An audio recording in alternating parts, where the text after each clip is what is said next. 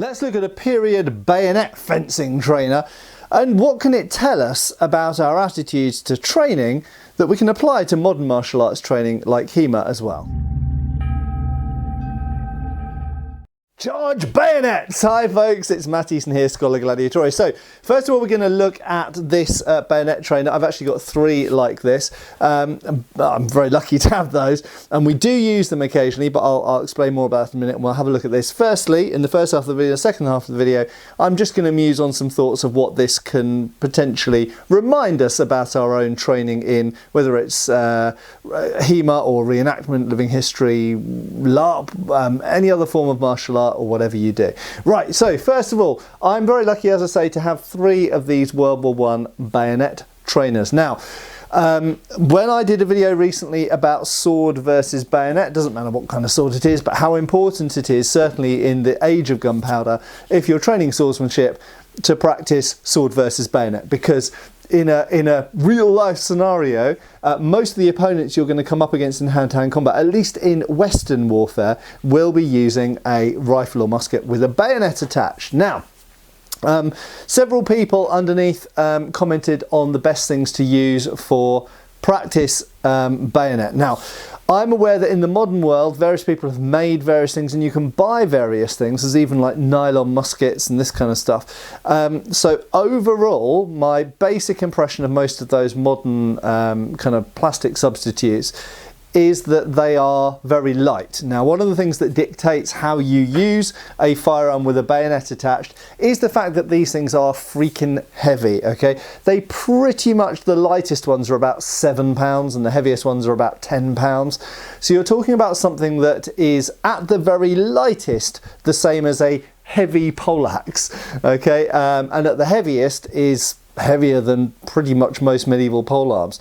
So these are heavy weapons and they are there. That gives them certain advantages as far as penetration is concerned, but as far as being nimble, they are clearly lacking. So therefore, if I just put the bayonet down for a second, therefore someone using a sword, while you've got certain disadvantages with the sword, a lot of people think reach, and in some sense yes and in some sense no. I covered that in my previous video, check it out if you haven't done already.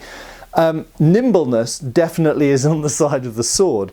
So really, if you're the swordsman against the bayoneteer, use your speed and nimbleness to your advantage.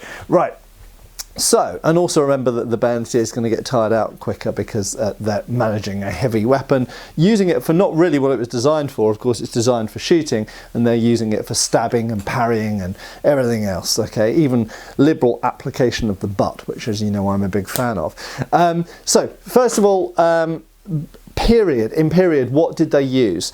So, fundamentally, around the Napoleonic era, they started experimenting with practice forms of firearm with bayonet, and the earliest ones that I'm aware of basically had a real firearm, or at least an obsolete old one, and then they essentially had like a very beefy épée blade, like a fencing sword blade, blunt with a bobble on the end and flexible. Now, these were used throughout the 19th century in various places, this kind of solution, so having a flexible blade. But you have to bear in mind that when you have a flexible blade that's quite short, added to something that's both heavy and rigid, you're going to have a high failure rate of those blades. So my impression is that these were never particularly popular, and they didn't survive really into the 20th century, because they were probably pretty dangerous to use. Because you can imagine a scenario where you're using these and you stab your opponent, the blade bends and snaps, and then you've got a sharp piece of metal going towards them. And I suspect that they probably just got broken and damaged a lot in use, so they were therefore expensive and perishable. So around the 1860s, so just after the middle of the 19th century, this is in the British context, I don't really know about outside of Britain, but in Britain, companies like Wilkinson started experimenting with these. That's right. So it's like an upside down pogo stick, and I do actually know people, I think there's someone in Australia who has used a pogo stick to make practice bayonets. So this essentially has a long spring inside. I have taken this apart in the past, and it's a very, very long and relatively soft spring. So although this is a big heavy object, it actually has a lot of travel in the blade. I mean, that's what, 18 inches, certainly more than a foot. So more than 30 centimetres, I imagine that's close to 40 centimetres. So in other words, these spring-loaded bayonets kind of took over, and that is clearly the design that succeeded, and it survived into World War I. Now this is the World War I British practice version, and this is modelled on the SMLE, short magazine Lee Enfield, in terms of general shape and weight and things like that. And of course with the 1907 long bayonet attached, so this comes to about the same length. Now you'll note that this is actually relatively short compared to some 19th century and even some for other World War I rifles and bayonets. For example, the French one, the Grass, for example, or Lebel. So they come up somewhat taller, and in fact if we look at British or American, like mid-19th century Enfield or Springfield type rifled muskets with the bayonet attached, they're usually this long. So this is somewhat shorter, but that's because they're using a shorter rifle by this point. Obviously not as short as a modern rifle, for most militaries anyway, but you know, obviously things like the M4, the SA-80, AK-47, or various versions of the Kalashnikov, or whatever. The FN FAL's pretty long actually, but the FAMAS and things like that. Obviously bullpups are very short, most carbines are pretty short, but back in the age of full-length rifles, and I guess the most recent ones still in use are probably the G3 and the SLR and the FN FAL, which are still reasonably long, but they're still shorter than 19th century equivalents. Right, so this is the World War I version, and it is made exactly like a real firearm. This is a walnut stock. It has a lot of the same shaping and styling as the SMLE. It has an iron butt, okay? That is a heavy iron butt to balance the barrel. It has essentially, like a real barrel, obviously it's not proofed to fire anything through, but like a real barrel, this is all solid steel all the way up here, solid steel there, and then we have a screw retaining thing. You can see I can unscrew it. It's a very long thread, incidentally. Because of the lateral forces involved, it has to be very strong, so the thread goes down a long, long way, and it takes a long time to unscrew.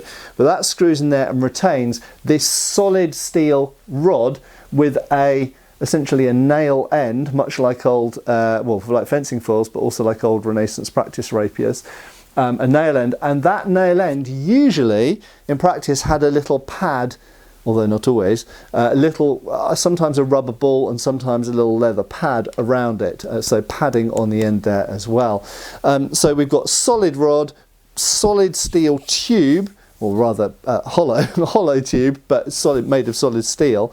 Solid steel at the front there, solid walnut butt stock, a retaining ring here. Sometimes you get an additional guard for the hand here, and a solid steel butt on here. The result is something that weighs the same as the real bolt-action rifle, in this case the SMLE, but the Germans had a Mauser equivalent and the French had their equivalents, and so on and so forth. And so by World War I, this plunging solution was where it was at, and this was decided as the best way of practicing bayonet against bayonet. Now bear in mind, they did bayonet fencing against each other with these, with beefed up fencing gear. So the fencing helmets they wore were bigger and heavier. They wore big padded, at least plastrons, but sometimes fully padded jackets, aprons or things in front of the groin, usually cricket pads or similar equivalents on the legs to protect the legs, and big padded gloves, or sometimes even boxing gloves. And bear in mind that with this, both the hands are vulnerable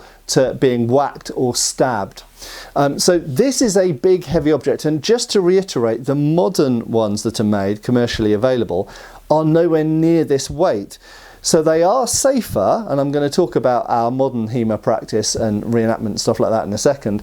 They are safer and they are easier to transport, and they are for the most part cheaper than these antiques. But these antiques and the original ones were the real weight of the firearm. That means that you get used to using the real weight weapon. You get used to opposing and parrying the real weight weapon that's coming at you. And really using a much lighter weapon to simulate bayonet combat doesn't really get you very close to simulating bayonet combat. And I actually know Nick Thomas over at AHF, shout out to him. He's actually got some of the modern simulators and he's added lead wrapping to some of those to bring the weight up for exactly the reason that I'm explaining, to actually more accurately simulate real bayonet combat. So what do? Well, quite simply, we do actually use these originals from World War I that are, strictly speaking, antique now, because they're over 100 years old, which is the definition for antique in the UK. And we're very careful with them for two main reasons. Firstly, they're antique, so we don't want to destroy them, we don't want to even damage them, and so we use these against nylon swords. We use them very carefully against each other and this kind of thing, so we are careful with them. It's not a perfect solution, because ideally we don't want to be using antiques at all. Their numbers are finite and we don't want to damage and destroy them because there won't be any left. I haven't damaged and destroyed any so far, so I haven't angered the archaeology spirits or Indiana Jones, but the fact is the potential's there. If I recommend other people to use these, the potential's there to start destroying these, and then we won't have any left to study or replicate or whatever in the future. So although I do it, I'm not a big fan of it. But coming to the other point, even if we had perfect replicas of these, here's the other elephant in the room. They're dangerous to use. It's really difficult to safely fight and fence with 9-pound iron and wood objects. Okay, so great, you've got a spring plunger, but I'll tell you, even with that spring plunger, when you jab someone really hard, this has a lot of momentum behind it, and there's always the danger, despite the fact that it shouldn't really score any points or shouldn't be really encouraged, that you could whack someone with this end, in which case you could quite easily break someone's arm or concuss them in the head, or smack them with the butt, in which case you're going to do all sorts of horrible. I mean, that is essentially a real rifle butt. There's no modification to it at all. It's like hitting someone with a real rifle butt. And yes, we're wearing protective gear, but we're not wearing armour. We're just wearing essentially padded fencing jackets and fencing masks or helmets, padded gloves, this kind of stuff, leg guards, but we're not wearing enough to deal with 9 or 10-pound weapons hitting us with force. It's the same reason that we can't easily practice poleaxe out of armour. Even in armour, it's fairly dangerous, and in fact most people I know who compete at armoured fighting with poleaxe use rubber-headed poleaxes. They don't use real steel-headed poleaxes, partly for safety and partly because it massively damages the very expensive armour, and people these days can't afford to keep having their armour repaired because, we're not medieval lords with hundreds of servants. So in the modern world, this is a problematic tool to use, and I believe, extrapolating, it was problematic for them to use in World War I as well. And if you can actually watch old Pathé videos of people fencing with these things. You can find British, French, and other American as well videos of soldiers training with these. But you have to put it in context. First of all, these were soldiers who were going off to the trenches. We have live firing exercises for the military going to a war zone today. That doesn't mean that airsofters or paintballers should be practicing with live ammunition or would do it on a regular basis. It doesn't even mean that soldiers do it on a regular basis. The way that you train soldiers when they're just about to go to the front is somewhat different to how you train them in normal times. That's the first thing. The second thing is, actually, if you watch these fights, they're actually fairly careful. For a start, you never really see them hitting. You occasionally see them shoving, but their hits with the butt are very, very controlled, and you never see them just whacking with the full length of the thing like it was a glaive or a poleaxe. You see them basically poking, which is the way that these are designed to be used. Okay. So wrapping all of these things together, what does this tell us about modern HEMA practice? Well, fundamentally, there are certain weapons that, whilst they are made to be safer, they are never truly safe because of their size and weight. And we can relate this to other weapons we use, like this behind me, okay? There are almost no people in the world who fence with Zweihanders or Montante, because the problem is, whilst this is blunt-edged and blunt-tipped and flexible about the same degree as a real one, The fact is that even if you give quite a controlled blow with a montante, you're going to be sending someone to hospital pretty damned easily, unless they're wearing full plate harness. And even with full plate harness, if you watch things like Battle of the Nations, Bohurt, HMB, you can see people getting hit in the helmet with halberds and poleaxe type things, and them being laid out completely. Armour will save your life, but it won't necessarily protect you from concussion or damage to your bones underneath, neck, spinal, this kind of stuff. It's the same thing with wrestling, incidentally, in armoured fighting. Dumping someone on the ground on their head in armour is just as likely to concuss or damage their neck as out of armour, because it damages the spine inside the armour. In fact, you could say even more so, because there's more weight added onto the body with the armour and you can't flex and bend quite as easily in the armour. So fundamentally, in modern martial art practice, it doesn't matter whether you're talking about HEMA, whether you're talking about living history and reenactment or Bohurt type stuff, or whether you're talking about Filipino, Japanese, Chinese, whatever martial arts, the fact is we always have to exercise a certain degree of care and caution. It's even true of the humble longsword, or not so humble longsword, quite cocky longsword, that, you know, very often if you see a person's exposed, like for example if you've got a strike coming down and they've exposed the back of their head, you have to pull it. You have to have control, because fundamentally if you really, it doesn't matter, you can have all the HEMA gear on that we use in standard tournaments, if you really go for it, and especially if you include grappling and locks and throws and things like this as well, if you really want to, you can really, really badly hurt, or worse, someone else. Doesn't matter whether you're using a longsword, a sabre, whatever, rapier, doesn't matter. So fundamentally, it's about degrees of control. And I think they understood, well, we know they understood this because they fenced with military sabres and with bayonets in the Victorian, Edwardian and George V eras with things like this. And if they had gone completely ham on each other with these, they would have been hospitalising all of their soldiers. And you can't afford to have your soldiers hospitalising each other, especially when, you know, medical science was not as good then as it is now. So fundamentally, yes, you can make a weapon which is safer, and you can use it in specific ways. You can allow certain things and disallow certain things. But fundamentally, just because a training weapon is safer, you still have to have your combatants or your students exercise control. Because if they don't have control, there are very few types of training weapon or ways of fighting that can't be made dangerous. Even with a larp sword, you might not be able to hurt someone easily with a larp sword, although you could poke them in the eye, thrust them in the eye with it. But if you grapple with someone, well then at that point it's wrestling and the larp swords are you know, irrelevant, and you can dump them on the ground and break their neck. So the fact is, you always, in anything, even what seems like the safest thing, need to have control. And when the weapon's more dangerous and more heavy like this, you need more control.